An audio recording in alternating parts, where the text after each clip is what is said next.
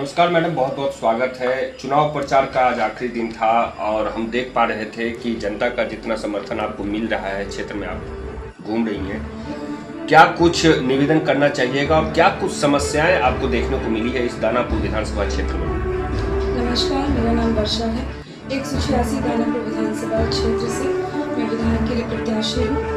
और जब दानापुर में मैं जब क्षेत्र भ्रमण कर रही थी तो पहले तो मैं आई थी इस राजनीति में ये सोच के कि मेरे बहुत बड़े बड़े मुद्दे थे, जैसे कि दिव्यांग का आयोग नहीं है, चाहे बेरोजगारी है। लेकिन क्षेत्र भ्रमण करने के बाद मैं आपको बता दूं कि जनता इतनी दुखी है, इतनी फ्रस्ट्रेशन में है, इसलिए क्योंकि कई जगह पे पानी पीने की भी समस्या है। जैसे कि आपका द्वारकापुरी में वार्ड नंबर 2 में, सिरचक में वार्ड नंबर 2 में पानी पीने का भी समस्या है। जल जमाव की इतनी बड़ी समस्या है कि जब बारिश का या मानसून का समय आता है तो पूरा पानी भर जाता है, जिससे यातायात सुविधा बाधित हो जाती है। बच्चे स्कूल नहीं पहुंच पाते हैं, मरीज हॉस्पिटल नहीं पहुंच पाते हैं। दूसरी बात है गंदगी, नाला का निकासी बहुत ही पुअर है, यहाँ पे बहुत ही ख़राब है। चूँकि जब रोड कंस्ट्रक्शन हुआ है तो नाला सही से कंस्ट्रक्शन नहीं किया गया है।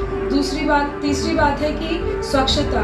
दानापुर के बहुत सारे इलाकों में मैंने देखा कि कूड़ा कचरा जहाँ तहाँ ऐसे ही फेंका रहता है नाली में।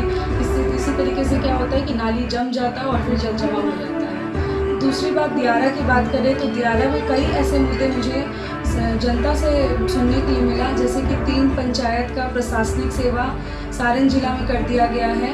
और जैसे वहाँ पे कहना है कि हमारा कोई भी कुछ भी होता है, कुछ भी ऐसी हो जाती, कुछ भी ऐसा काम हो जाता है जिसकी वजह से हमें प्रशासनिक सेवा का मदद चाहिए होता है तो वो नहीं मिलता है। कोई बोलता है एसडीएम वहाँ मिलेंगे, इस तरीके का जो है समस्या मिल रहा है। और एक चीज़ और दियारा में मुझे मिला कि करीब 20 साल से भी ऊपर से पक्का पुल का निर्माण का जो है पिछले जो नेता थे उन्होंने प्रॉमिस किया था कि बनाएंगे, लेकिन अभी 20 से 30 साल होने जा रहा है लेकिन अभी तक पक्का पुल का निर्माण नहीं हुआ है, जिसकी वजह से शहरी क्षेत्र और दियारा के जो पंचायत है उनकी कनेक्टिविटी नहीं हो पा रही है, जिसकी वजह से बहुत सारे उधर के लोग हैं जो बेरोजगार हैं। और एक चीज़ और, वहाँ पे हॉस्पिटल, दियारा में हॉस्पिटल जो है नहीं है। वहाँ पे जो जब भी कोई भी किसी को भी कुछ भी बीमारी सीरियसनेस होता है तो वो मतलब कि आप उसका अंतिम ही होगा, क्योंकि फिर नाव पार करना है, फिर नाव पार करके दानापुर के क्षेत्र में आना है। तो ये सारी समस्याएं मुझे मिली हैं।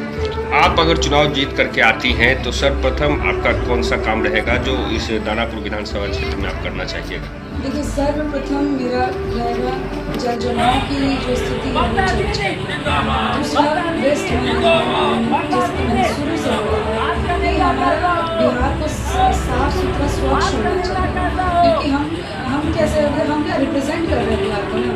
बिहार विदेश में ले लीजिए या फिर अन्य इंडिया के अलग राज्यों में ले लीजिए तो बिहार की क्या छवि है? गंदगी है, बेरोजगारी है और अपराध है, ये सब चीज़ छवि है। हमें मानना पड़ेगा कि बिहार की छवि अभी भी सही नहीं है। तो सबसे पहला जल जमाव की स्थिति ठीक करना है। दूसरा, रिनोवेशन कराना है। जो 3 स्कूल हैं हमारे अंग्रेजों के समय से, 3 स्कूल जो है वो जैसे Baldeva school, Ram Janki school, DAV school, इनका रिनोवेशन कराना है। और दूसरा, एक मुझे स्किल बेस्ड एजुकेशन करना है। फिर दिव्यांग जन का आयोग गठित करना है। ये सब बेरोजगारी पे भी काम। हमारे चैनल के माध्यम से जनता से क्या कुछ निवेदन रहेगा? आगामी जो मतदान की तिथि है 6 तारीख, उस दिन के लिए क्या कुछ निवेदन रहेगा? जनता से बस यही उम्मीद करती हूँ, आने वाला 5 साल आप किसके हाथ में देंगे ये आपको सोच समझ के विचार करना चाहिए। आपका उम्मीदवार देखना चाहिए कि आपके मुद्दों को कौन उठा रहा है।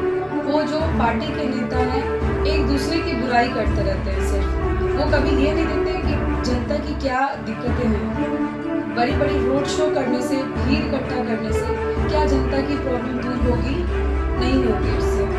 और कई वर्षों से उनको मौका दिया है आपने, तो इसीलिए एक बार नए उम्मीदवार को लेकर आइए, क्योंकि हम आपको ये बता रहे कि शिक्षित और सामाजिक लोग ही आपके समस्या को दूर कर सकता है। तो इसीलिए मैं चाहती हूँ, आपसे हाथ जोड़ के निवेदन करती हूँ कि 6 नंबर चुनी छाप पे वोट दे के मुझे एक बार मौका जरूर दीजिए। बहुत बहुत धन्यवाद।